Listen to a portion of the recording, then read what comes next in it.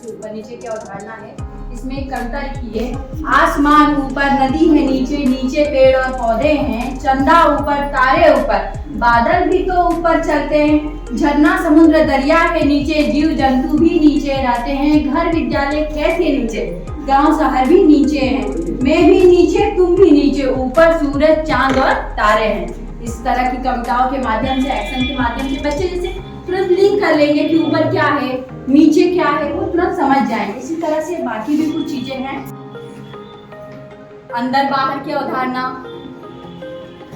बड़ा छोटा, कम ज्यादा, दूर पास, ये सब मैंने किया है। तो इससे क्या होगा कि बच्चे आएंगे तो उनको ये सब चीजें जनरली पता होती है, लेकिन जब हम उनको ये कविताओं के माध्यम से, गतिविधि के माध्यम से कुछ करवाएंगे तो वो हम लोगों से जुड़ाव भी महसूस करेंगे और जो कॉन्सेप्ट क्लियर नहीं है वो भी क्लियर हो जाएगा उनका। और इसी तरह से हम लोग एक दूसरे से सहज रूप से बात करने में भी सक्षम हो जाएंगे। आगे है, अब हम लोगों ने ये अवधारणाएं जो हमारी बाल वाटिका में ही लक्ष्य में दिए हुए हैं, कुछ अवधारणाएं 1 से लेकर 10 तक की गिनती है बाल वाटिका में ही दी हुई है, तो ये सारी चीजें बच्चों को हम बताएंगे। उसके बाद से ये होतेगी, ये जैसे हम उसको ये सारी अवधारणाएं बता दिए, अब हम चलेंगे बच्चों को सिंबॉलिक बताने से पहले। अगर हम इस तरह का ये माला है, जैसे गोटियां हैं, इसमें कुछ बच्चे ये नहीं जानते हैं कि ये 1 लिखा हुआ है, ये नहीं जानेगा, लेकिन वो समय से जब से वो घर में देखा है कि मम्मी गिन रही है 1 2 3 4 5, बच्चे जनरली गिनेंगे, लेकिन उसको सिंबॉलिक रूप से नहीं पता है कि ये 1 है ये 2 है, लेकिन फिर भी ये उसको अपनी भाषा में 1 2 3 2 4 कुछ भी, मतलब वो गिनेगा, इतना कंफर्म है उसको, वो गिनेगा, लेकिन ये नहीं पता कि वो क्या गिन रहा है कितना है, लेकिन वो गिनेगा जरूर इसको। और जब जैसे वो गिनेगा तब हम धीरे धीरे उसको कुछ, मेरे पास देखिए जैसे ये ब्लॉक्स हैं, नंबर्स को हम सिंबॉलिक रूप से बता सकते हैं। इसमें कम से कम 3 सेट के नंबर्स हैं मेरे पास, तो 3 सेट नंबर से इसको, और ये नंबर सिर्फ 9 तक है मेरे पास।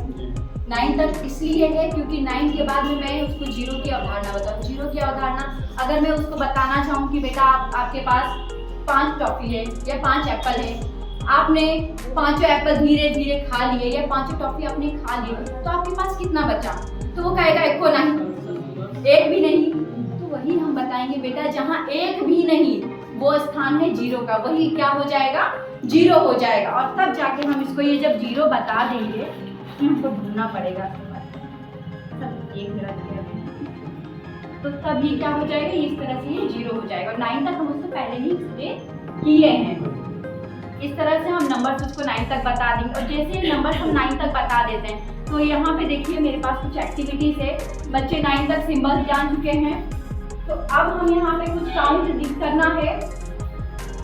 जैसे यहाँ पे 6 है तो यहाँ पे ये 6 रखेगा, बच्चा फिर इसमें से ढूंढेगा कि 6 कहाँ है, वो सिंबल जान रहा है कि उसको 6 कैसे लिखता है, तो वो निकाल के और फिर इसे जो है इस तरह से मैच कर देगा। क्लास 4 के बच्चे आज ही बनाए हैं इसको, क्लास 4 के बच्चे बहुत दिनों से, तो ये भी हम उसको बता देंगे कि भाई देख लो कि जैसे 1 है तो 1 में काउंट भी हो जाएगा, 1 का सिंबल भी है कि 1 कैसे लिखा जाता है, ये भी हमारा 10 तक है। 11 और ये 12, तो 2 हम लोग इस साइड लिख देंगे और 10 का बंडल, ये 10 हो गया, 1 क्या हो गया 10 हो गया, 2 हो गया, ये हमारा 1। ये क्लियर हो जाएगा बच्चों का। ये हमारे कितने डॉट्स के बंडल होंगे 1 2, वेरी गुड। 13 बनाओ, बहुत बढ़िया। 14 सब लोग को दिख रहा है ये? हाँ, अब सबसे एक एक करके बनवाएंगे, इसलिए ध्यान देंगे सभी लोग। बहुत बढ़िया, चलो 16 बनाओ बेटा, मुंह से बोल दो बेटा। 1 5 15 1 6 16 पढ़ा भी जाता है ना। 2 3 4 5 और एक 6 हो गया। 6 7 8, बहुत बढ़िया बेटा। ये क्या हो गया? बहुत बढ़िया, चलो 19 बनाओ। कितने हो गए? 9 हो गए, 8 है ना, तो एक और रखो। कितना हो गया? अब ये पढ़ो, कितना हो गया?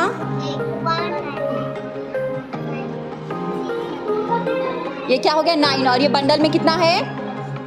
बहुत बढ़िया, तो कितना हो गया? 10 और 9 कितना हो गया? 10 और 9 कितना हो गया बेटा? Very good.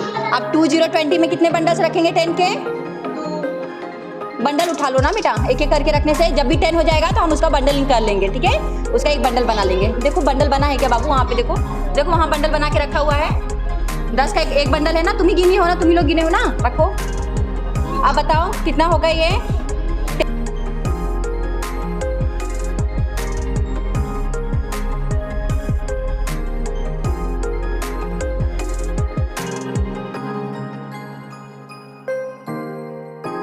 पानी में अगर रखते हैं ऐसे करके,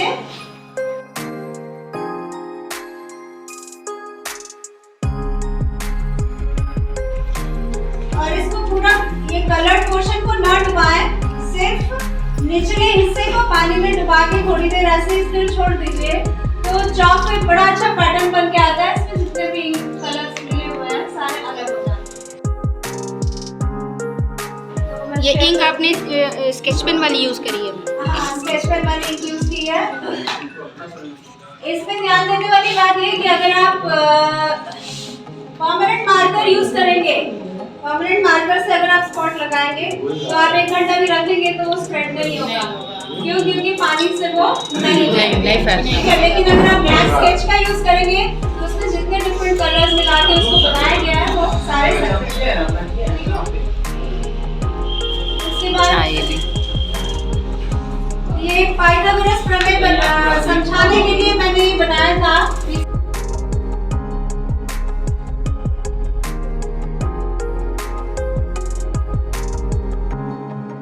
इसमें आप मतलब 2 सेट मैंने इसलिए बनाया है क्योंकि एक में जो है ये 90 डिग्री एंगल बन रहा है, दूसरे में नहीं बन रहा है।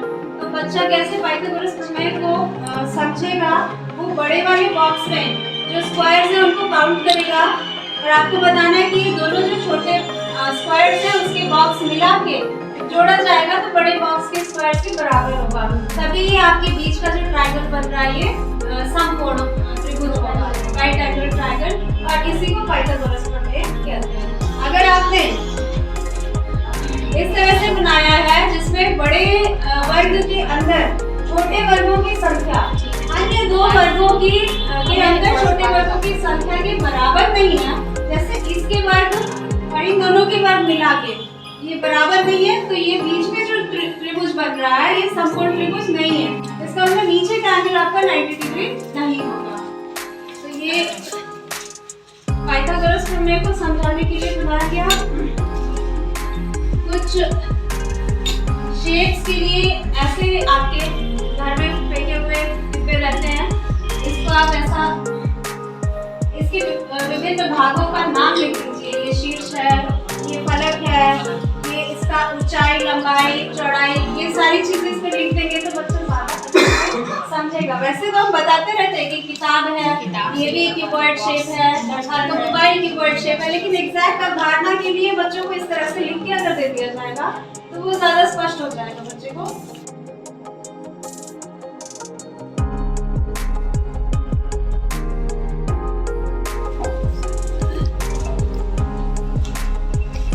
अगर आपको ये बताना है कि ये कोण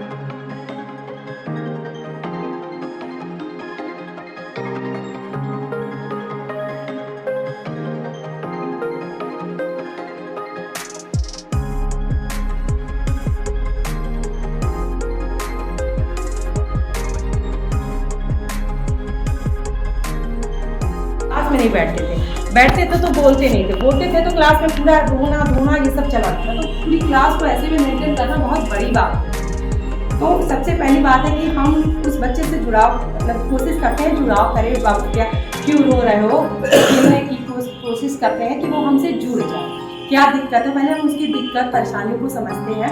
और डांटेंगे, अगर चिल्लाएंगे तो पहले वो भाग जाएगा। तो बिल्कुल नहीं बोला गया है कि पहले हमको मौखिक भाषा का विकास करना है, फिर हमको उसको डिकोडिंग पर फोकस करना है, और तीसरा हमको पठन, वो पठन न करे, वो अर्थ के साथ, समझ के साथ किसी भी चीज को पढ़े।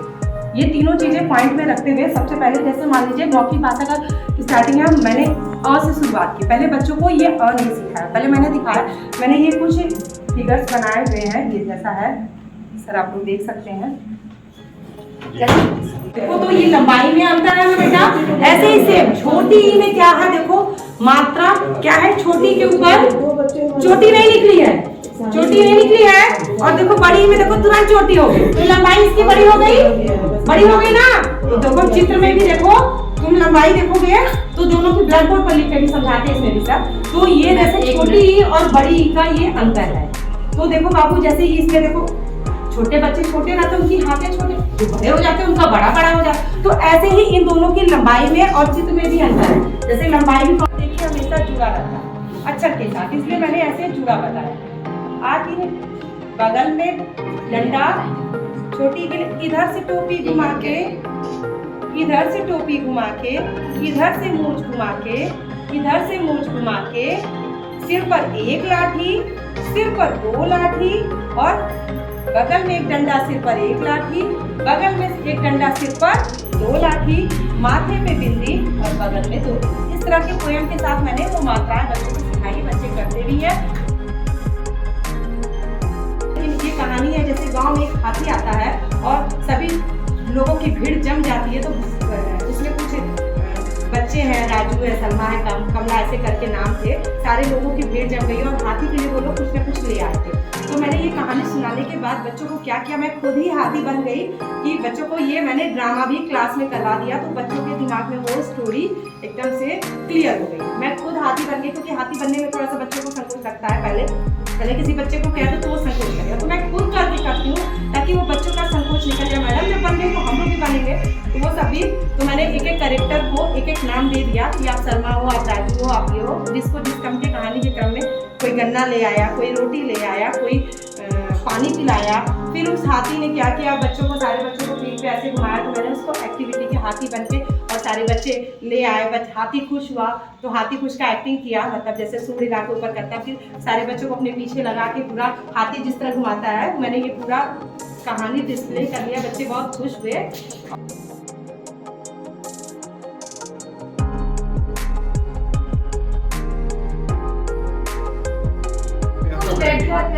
आज इस समय पगरा में जो आयोजित हुई, तो यहाँ हमारे नीतू मैम के द्वारा और निशा मैम के द्वारा बहुत अच्छा डेमो क्लास प्रस्तुत किया गया, जो कि कितना अच्छा डेमो क्लास, जो हम लोग की ट्रेनिंग हो रही थी, 4 जिलों से हम सारे ARPs थे और बहुत सी शिक्षण योजना पे डेमो दिया गया, लेकिन इतनी अच्छी डेमो वहाँ भी प्रस्तुत नहीं हुई।